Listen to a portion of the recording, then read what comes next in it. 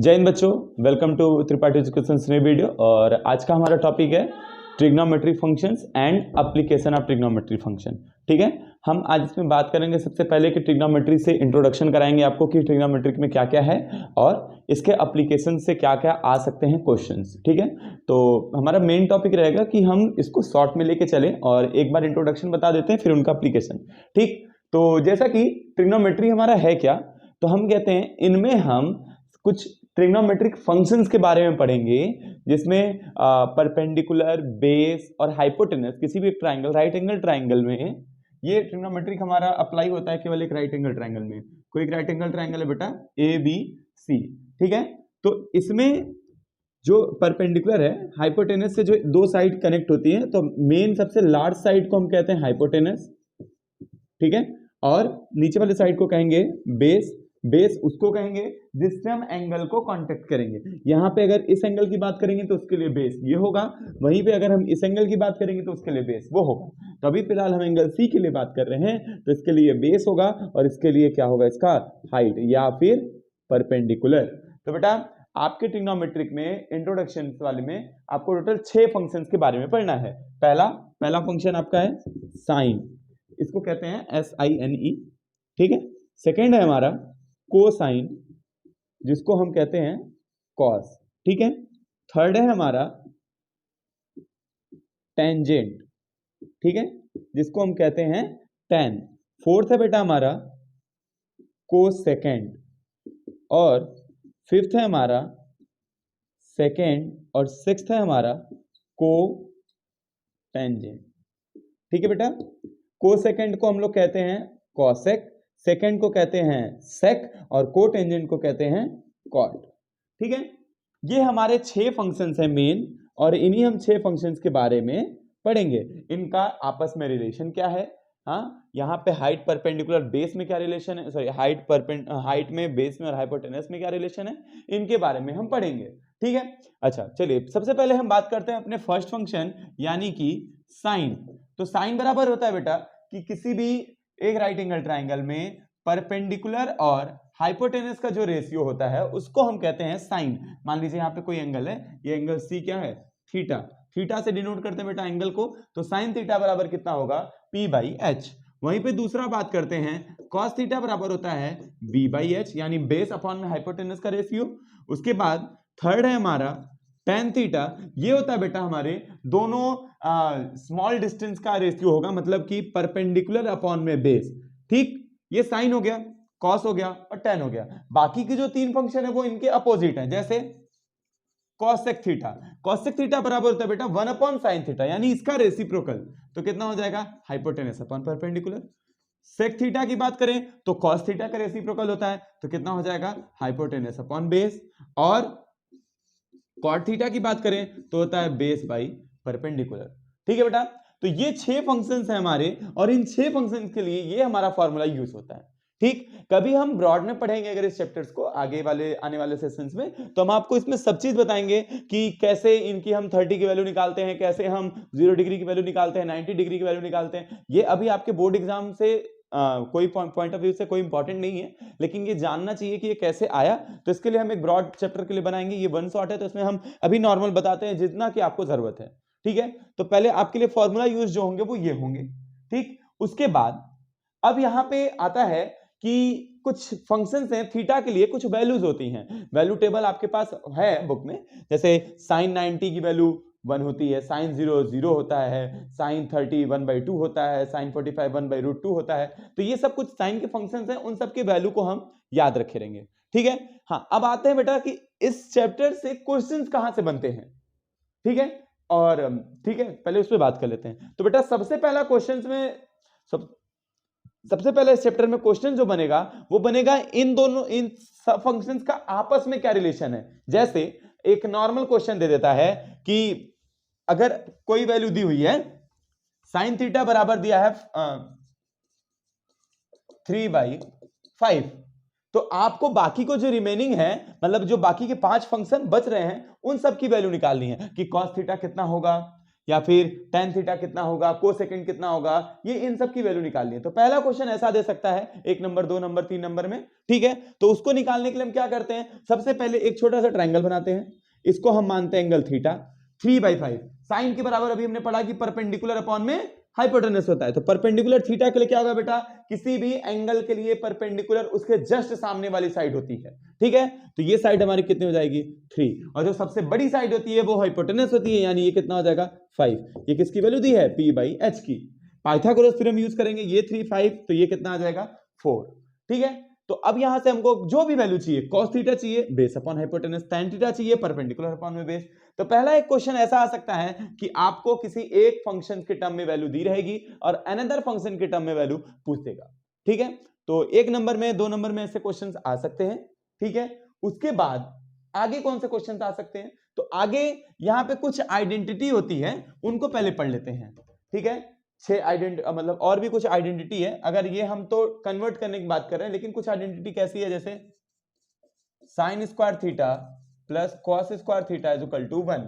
ये हम आराम से प्रूफ कर सकते हैं, साइन थीटा बराबर होता है बेटा परपेंडिकुलर अपॉन में हाइपोटेनस का स्क्वायर, ये होता है बेस स्क्वायर अपॉन में हाइपोटेनस का square is equal to 1। LCM ले लेंगे हाइपोटेनस स्क्वायर और P square plus B square, और किसी भी ट्रायंगल में perpendicular square plus base square hypotenuse के बराबर होता है, तो दोनों क्वांटिटी सेम हो जाएंगी तो 1 हो जाएगा। तो ये कुछ आइडेंटिटी है जिनका हमें यूज करना है, ठीक है। 1 plus tan square theta is equal to कितना, sec square theta. 1 plus cot square theta is equal to कितना बेटा, कॉसेक स्क्वायर थीटा। तो ये 3 आइडेंटिटी हैं, इन आइडेंटिटी का हम यूज करेंगे इंटरचेंज के लिए, कोई भी फंक्शंस के लिए हम इन्हीं 3 आइडेंटिटी ये और 6 आइडेंटिटी वो, बाकी उन्हीं का यूज करेंगे और किसी का यूज करना नहीं है, ठीक है। बस इतना ध्यान दीजिएगा, ये बेसिक फॉर्मूले जो है ट्रिग्नोमेट्री के, ये आपको हर एक क्वेश्चन करा सकते हैं, इतने से ही आप सारे क्वेश्चन कर सकते हो, ठीक है। अब आता है कोई क्वेश्चन ले लेते हैं जो रिलेटेड हो इन सबसे, ठीक है। मान लीजिए कि आपके पास एक क्वेश्चन दिया हुआ है, जैसे अगर ट्रिग्नोमेट्री फंक्शंस की ही बात कर रहे हैं, तो एक मिनट हम देख लेते हैं कोई एक अच्छा सा क्वेश्चन, चलिए ठीक है देख लेते हैं। एक क्वेश्चन है कि tan थीटा अपॉन में 1 plus sec theta minus tan theta 1 minus sec theta बराबर में प्रूफ करना है 2 cosec थीटा, ठीक है बेटा, यही क्वेश्चन है। अब एक रिलेशन निकालना है हमको, ये प्रूफ करना है, तो हम कैसे प्रूफ करेंगे यहां पे, तो इसके लिए सबसे पहले हम एलसीएम लेते हैं, एलसीएम ले लेते हैं बेटा, 1 plus sec theta 1 minus sec theta, ठीक है बेटा। अच्छा दूसरा आगे क्या हो सकता है, एक मिनट, क्वेश्चन यही है जी, बिल्कुल ठीक है। अब देखिए मल्टीप्लाई करें, यहां पे मल्टीप्लाई करेंगे तो कितना आएगा tan थीटा, और इधर कितना आएगा बेटा 1 माइनस सेक थीटा, फिर माइनस कितना है बेटा tan थीटा और 1 प्लस सेक थीटा, ऊपर मल्टीप्लाई करते हैं कितना आ जाना है tan theta minus tan theta sec theta, minus में बेटा मल्टीप्लाई करेंगे कितना आएगा tan थीटा और फिर से माइनस tan थीटा और सेक थीटा, ठीक है बेटा। उसके बाद 1 plus sec theta 1 minus sec theta, identity use करेंगे a plus B a minus B, यानी a square minus B square, तो 1 माइनस सेक स्क्वायर थीटा। अभी अभी हमने पढ़ा कि sir 1 plus tan square theta बराबर कितना होता है सेक स्क्वायर थीटा, इस चीज को इधर ले लें तो tan square theta equal to कितना हो जाएगा, एक मिनट, ठीक है, हाँ tan square theta equal to कितना हो जाएगा बेटा, हो जाएगा सेक स्क्वायर थीटा माइनस 1, यानी कि अगर यहाँ पे 1 माइनस सेक स्क्वायर थीटा है तो कितना हो सकता है हमारा माइनस टेन थीटा, ठीक है, माइनस टेन स्क्वायर थीटा। तो पुट कर लेते हैं, सबसे पहले यहाँ पे देखिए कुछ क्वांटिटी कट रही है, टेन थीटा हमारा कट रहा है, ठीक है, अच्छी बात है। Minus tan theta sec theta minus tan theta कितना हो जाएगा बेटा minus 2 tan theta sec theta, और ये कितना आ जाना है बेटा माइनस कितना आ जाएगा tan square theta, tan theta से स्क्वायर कैंसिल हो जाता है, ठीक है, बचेगा क्या माइनस से माइनस कैंसिल हो जाएगा, 2 सेक थीटा अपॉन में कितना बेटा tan थीटा, ठीक है, 2 इंटू सेक बराबर कितना 1 अपॉन कॉस थीटा, और tan थीटा बराबर कितना हो जाएगा बेटा साइन थीटा अपॉन में कॉस थीटा, तो कॉस थीटा चल जाना ऊपर, कॉस थीटा से cos theta cancel, 1 upon sine का आ जाता है बेटा कॉसेक, तो कितना हो जाना है 2 cosec थीटा, ठीक। तो ऐसे क्वेश्चंस भी आ सकते हैं एग्जाम में, 3 नंबर में पूछ दिया जाता है, ठीक है, ऐसे क्वेश्चन पूछे भी गए हैं कई बार, तो एक ये नोट कर लीजिए ऐसे क्वेश्चन आ सकते हैं। उसके बाद हम बाकी के क्वेश्चन की तरफ बढ़ेंगे, ठीक है।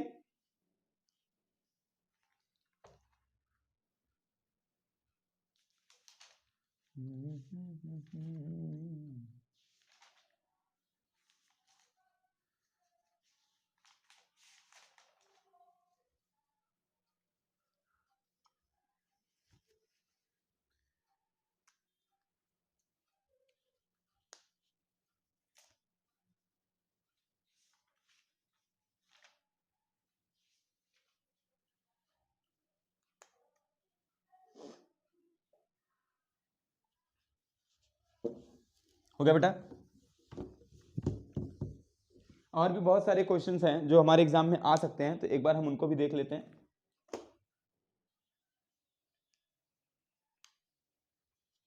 क्वेश्चन है tan theta minus cos theta, sorry cot theta और sin theta cos theta is equal to, आपको प्रूफ करना है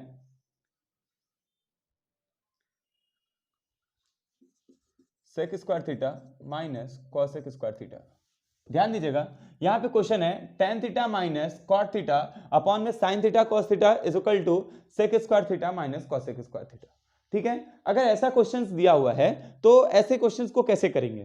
ठीक, तो सबसे पहले हम यहाँ पे अगर बात करें तो यहाँ सारे फंक्शंस हमारे tan theta minus cos theta को, या तो हम सबसे पहला सिंपल कुछ चीज होता है कि इनको कन्वर्ट कर दें, किस में कन्वर्ट कर दें? sin थीटा या cos थीटा में। ठीक है, देख लेते हैं क्या होता है। अगर हम tan थीटा की बात करें तो tan थीटा को क्या कहते हैं बेटा? एकदम इजी क्वेश्चन है ये, sin थीटा अपॉन में cos थीटा, दोनों नंबर से डिवाइड करना है इसको। किससे किससे डिवाइड कर दें? sin थीटा cos थीटा से, इसको भी डिवाइड कर दें, और इधर cot थीटा को क्या कहते हैं बेटा? cos थीटा अपॉन में sin थीटा, इसको भी डिवाइड कर दें, sin थीटा cos थीटा। ये दो नंबर में क्वेश्चन पूछ सकता है, एकदम इजी है। ठीक है, देखिए यहां से cos थीटा से cos थीटा कैंसिल हो जाता है, sin थीटा से sin थीटा कैंसिल हो जाता है, 1 अपॉन cos स्क्वायर थीटा ऊपर जाएगा तो कितना हो जाएगा बेटा? sec स्क्वायर थीटा, और 1 अपॉन sin स्क्वायर थीटा कितना हो जाएगा? cos square theta. ठीक है, एकदम इजी क्वेश्चन था, लेकिन ऐसे क्वेश्चंस आ सकते हैं एक दो नंबर में अप्रोक्सीमेट, बस उससे ज्यादा नहीं। ठीक, अभी और अच्छे क्वेश्चंस कहां से आ सकते हैं देख लेते हैं वो भी। मान लीजिए कोई क्वेश्चन दिया हुआ है कि sec theta plus tan theta बराबर दिया हुआ है m। ठीक है, sec theta plus tan theta बराबर कितना दिया बेटा? m। तो आपसे पूछ दे रहा है कि चलिए बताइए हमें कि m square minus one, sorry m square plus 1 और m स्क्वायर माइनस 1 की वैल्यू कितनी होगी? ऐसे क्वेश्चन दिया है। ठीक है, चलिए तो इसको भी देखते हैं हम लोग। यहां पे क्या करना है, देखिए सबसे पहले देखें कि ऊपर कितना लिखा है बेटा? m स्क्वायर, यानी अकॉर्डिंग टू अवर क्वेश्चन क्या करना है हमें? देखिए हम सबसे पहले sec theta plus tan theta का क्या कर लेते हैं? स्क्वायर ऊपर भी, और sec theta plus tan theta का स्क्वायर नीचे भी, प्लस 1 माइनस 1। ठीक है, तो ये हो जाएगा हमारा ना m स्क्वायर प्लस 1 और m स्क्वायर माइनस 1। देखिए इसका एक्सपेंड करें अगर इसको तो कितना होगा बेटा? sec square theta plus tan square theta plus 2 tan theta sec theta, और प्लस में कितना बेटा? 1। नीचे कितना हो जाना है? sec square theta plus tan square theta plus 2 tan theta sec theta plus 1। ध्यान दीजिए tan स्क्वायर थीटा प्लस 1 कितना होता है बेटा? sec स्क्वायर थीटा, बिल्कुल सही। तो sec स्क्वायर थीटा दो बार हो जाएगा क्योंकि ये दोनों को ऐड करके sec स्क्वायर थीटा, और एक ही है sec स्क्वायर थीटा, तो 2 sec square theta plus 2 tan theta sec theta. ठीक, sin थीटा के आसपास आएगा इसका। और उसके बाद देखिए tan स्क्वायर थीटा, सॉरी यहाँ माइनस 1 होगा, ये चीज पढ़े sec स्क्वायर थीटा माइनस 1 कितना होता है? अभी भी पढ़े tan स्क्वायर थीटा। ठीक है, तो कितना हो जाना बेटा? 2 tan square theta plus 2 tan theta sec theta.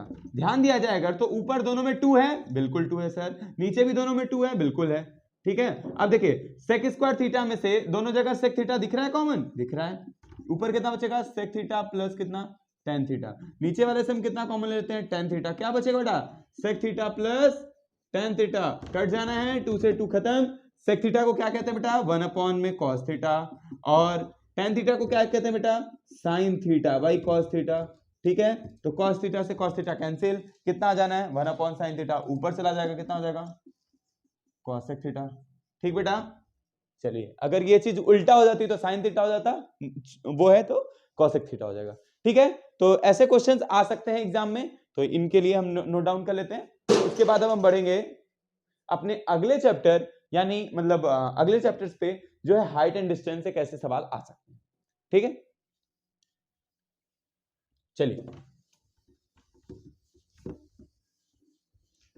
देखिए बेटा, हाइट एंड डिस्टेंस में क्या है कि अगर हम कोई एक कंपैरिजन करेंगे कि अगर हमें एक चीज है जो अभी हमें इस एंगल पे दिख रही है, आगे चलने के बाद हमें किसी और एंगल पे दिखती है, या कोई और देख रहा है उसको उसी चीज को तो कोई और एंगल से दिख रही है। जस्ट लाइक यहां पे दो चीजें होती हैं, एक होता है बेटा एंगल ऑफ एलिवेशन और एक होता है एंगल ऑफ डिप्रेशन। हाँ ये सही है। देखिए एक चीज है, मान लीजिए ये एक बिल्डिंग है, ठीक है,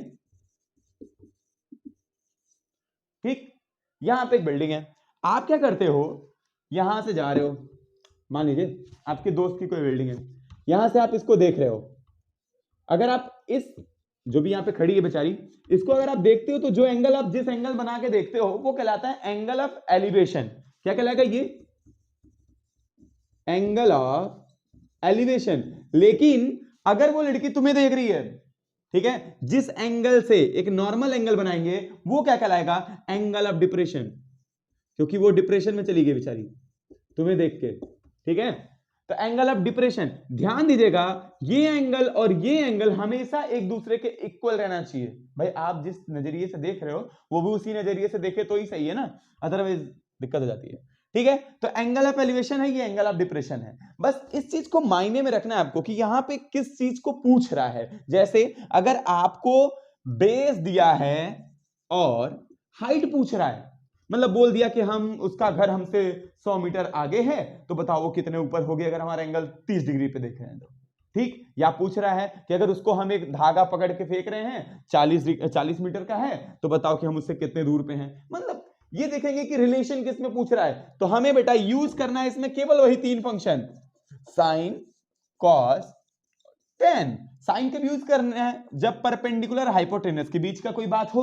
अगर बेस और हाइपोटेनस के बीच का बात होगा तो कॉस यूज कर लेंगे, और परपेंडिकुलर और बेस की बात करेगा, दूरी और ऊंचाई की बात कर लेंगे, तो किसका यूज कर लेंगे बेटा? परपेंडिकुलर अपॉन में बेस यानी tan थीटा का, ठीक है। चलिए अब इस पे एक पहले इजी क्वेश्चन लगाते हैं और फिर एक हार्ड क्वेश्चन लगाते हैं, ठीक है। चलिए मान लीजिए एक लड़का है कोई भी, आदित्य,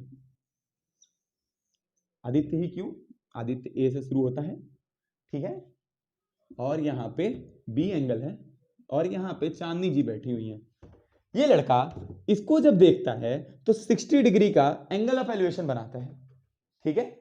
ये लड़का जब इसको देखता है तो 60 डिग्री का एंगल ऑफ एलिवेशन बनाता है, और वो बताती है कि हमारा घर जमीन से कितने ऊंचे पे है। मान लेते हैं कि 80 मीटर पे है। कितने पे है? 80 मीटर पे, या मान लेते हैं 80 ना होके 30 हो जाता है, ठीक है। 30 मीटर, 30 मीटर ऊपर घर है, ज्यादा दूर नहीं रखना उसको, 30 मीटर ऊपर वो रहती है, ठीक। तो पूछ रहा है कि बताओ उसके वो बिल्डिंग से आदित्य कितने दूरी पे है। सवाल क्या कह रहा है कि आदित्य जो है वो जो भी हो सी बेचारी उसको देख रहा है, ठीक है। कितना एंगल ऑफ एलिवेशन बन रहा है उसका? 60 डिग्री, ठीक। और जो कि 30 मीटर ऊंचाई पे है, तो बताओ कि एंगल ऑफ ये आदित्य जो है वो बिल्डिंग से कितने दूरी पे है। तो देखिए यहां पे दिया क्या बेटा? 30 मीटर, यानी क्या है ये? हाइट दिया है। क्या दिया है? परपेंडिकुलर डिस्टेंस, क्योंकि एंगल के सामने वाली साइड को क्या कहते हैं? परपेंडिकुलर। और पूछ क्या रहा है? बेस। तो अभी अभी हमने कहा कि परपेंडिकुलर और बेस का बात आएगा तो किसका यूज करना है? tan थीटा का। तो tan थीटा कितना? 30, मतलब सॉरी देख लेते हैं, परपेंडिकुलर अपॉन में base, tan 60 degree is equal to perpendicular कितना बेटा? 30। बेस नहीं पता, मान लेते हैं कि वो x दूरी पे है। कितनी दूरी पे है? x थी, तो x दूरी पे है। tan 60 की वैल्यू √3 इज इक्वल टू कितना? 30/x। x is equal to 30/√3 आ जाएगा बेटा कितना? 10√3, ठीक है। 17 मीटर दूर पे है बेचारा, ठीक है। तो ये हमारा आ जाता है एक पहला क्वेश्चन। फिर वहीं पे कहता है कि ये लड़का यहां पे देख रहा था 17 मीटर दूर पे, ठीक है, मतलब ये इसको देख रहा था। क्या होता है कि यहीं पर से इसके पिताजी देखते हैं कहीं बीच में से, इसके पिताजी इसको कहीं से बीच में देख रहे हैं, ठीक है। और जो इनका एंगल ऑफ एलिवेशन है, सॉरी एंगल ऑफ डिप्रेशन है, वो है कितना? 45 डिग्री। कितना दिया है? 45 डिग्री पे। ध्यान दीजिएगा क्या कह रहा है कि ये ऊपर वाले सी को देख रहा है, लेकिन यहीं पे इनके फादर हैं, वो इसको देख रहे हैं और वो एंगल ऑफ डिप्रेशन बना रहे हैं 45। तो अगर ये 45 है बेटा, तो ये छोटा वाला भी कितना होना है? 45 डिग्री होना है। होना है नहीं होना? बिल्कुल होना है, ठीक है। तो अगर ये 45 डिग्री है तो पूछ रहा है कि बताओ वो पीता अपने फ्लोर से कितने ऊपर है। ठीक, तो देखिए अभी अभी हमने इसका निकाला कितना, 10√3। फिर से अब हम क्या करेंगे, यहां पे कौन सा ट्राइंगल लेंगे बेटा, A B F, in triangle A B F क्या होने वाला है यहां पे, पर डिस्टेंस दिया हुआ है, बेस दिया हुआ है, परपेंडिकुलर पूछ रहा है, फिर से कौन सा लगेगा, tan थीटा कितना बेटा, परपेंडिकुलर अपॉन में बेस, tan थीटा कितना है, tan 45, और परपेंडिकुलर नहीं पता सर, पूछा जा रहा है, बेस कितना दिया है 10√3, tan 45 की वैल्यू कितनी होती है बेटा 1, तो परपेंडिकुलर की वैल्यू कितनी 10√3। समझ में आया, ठीक है। तो ऐसे क्वेश्चंस आ सकते हैं और एक तरीके के और क्वेश्चंस आ सकते हैं, उसके बारे में बात करेंगे, फिर हम इसको यहीं पे बंद करते हैं, ठीक है। चलिए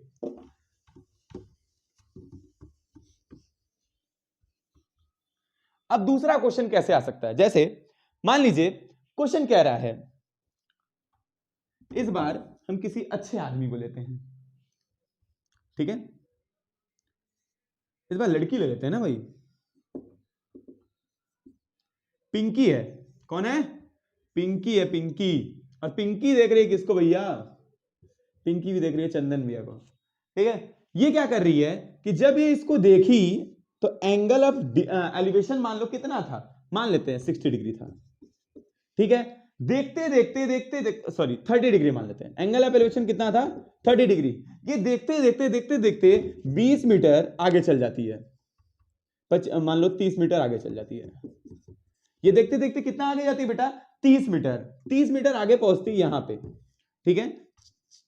ये जो भी है ये ए पे थी, फिर बी पे पहुंचती है जो कि कितना दूरी पे है 30 मीटर, और यहां पे कोई एक पॉइंट था डी, ठीक है, ए सी डी बी, ये 4 पॉइंट है। क्वेश्चन क्या कह रहा है कि एक लड़की है जो एक आदमी को देख रही है और 30 मीटर पे है, ठीक है, यहां से देख रही है कितने मीटर पे है 30 मीटर पे, सॉरी माय मिस्टेक, एक ए से कोई एक लड़की सी पॉइंट को देखती है तो एंगल ऑफ एलिवेशन बनता है 30 डिग्री, और वो देखते देखते हाँ आगे चल रही है, जैसे हम मान लीजिए किसी बिल्डिंग को देख रहे हैं, उस बिल्डिंग को देखते हुए आगे बढ़ रहे हैं, तो जब वो बी पे पहुंचती है तो इस बार उसका एंगल ऑफ एलिवेशन बन जाता है 60 डिग्री का, एंगल ऑफ एलिवेशन कितना बन जाता है 60 डिग्री का। तो सवाल बस इतना पूछ रहा है कि बताइए उस बिल्डिंग की हाइट कितनी है। देखिए यहां पे कुछ नहीं दिया है, ना बिल्डिंग की हाइट दी, ना बिल्डिंग से डिस्टेंस दिया, उसने बस इतना कहा कि एक लड़की थी जो ऊपर चंदन भैया को देख रही थी तो 30 डिग्री का एंगल ऑफ एलिवेशन बना रही थी, चलते चलते आगे गई तो 60 डिग्री का बना रही है। एक चीज हमेशा याद रखिएगा, हम बिल्डिंग के टूवर्ड्स जब भी जाएंगे तो एंगल ऑफ एलिवेशन बढ़ता जाता है, क्योंकि अगर हमें बिल्डिंग की ऊंचाई को देखनी है तो हम जितना आगे बढ़ेंगे हमारी नजरें ऊपर उठती जाएंगी, तो हम 60 डिग्री बनाएगा वो, ठीक है। तो अब हमें निकालना है, चलिए पहले बात हम मान लेते हैं बिल्डिंग की हाइट पूछ ले, मान ले तो बिल्डिंग की हाइट मान लेते हैं कि कितना है h, कितना है h, ठीक है। और मान लेते हैं कि b जो है अभी रिसेंट में वो दूरी कितने पे है x पे, तो सबसे पहले इस छोटे वाले ट्रायंगल को ले लेते हैं, कितना होना है tan 60 degree equal to h upon में कितना बेटा x, सही है, tan 60 की वैल्यू कितनी होती है बेटा √3 is equal to h upon में x, यानी x √3 इज इक्वल टू कितना बेटा h। इसको इक्वेशन नंबर 1 बनाते हैं, ठीक। दूसरे इक्वेशन की बात करते हैं, अगर यहीं पे बात करें तो कितना होगा बेटा tan 30 डिग्री बराबर कितना होगा h अपॉन में x प्लस कितना बेटा 30, क्योंकि x ये है, पूरे वाले ट्रायंगल की बात करेंगे, कौन से ट्रायंगल की बात कर रहे हैं, इन ट्रायंगल ADC, और यहां पे बात कर रहे थे इन ट्रायंगल BCD, ठीक है बेटा। चलिए ठीक, तो यहां पे tan 30 की वैल्यू कितनी थी बेटा 1/√3 इज इक्वल टू कितना h अपॉन में x प्लस 30, ठीक है, x प्लस 30 अपॉन में √3 इज इक्वल टू कितना h।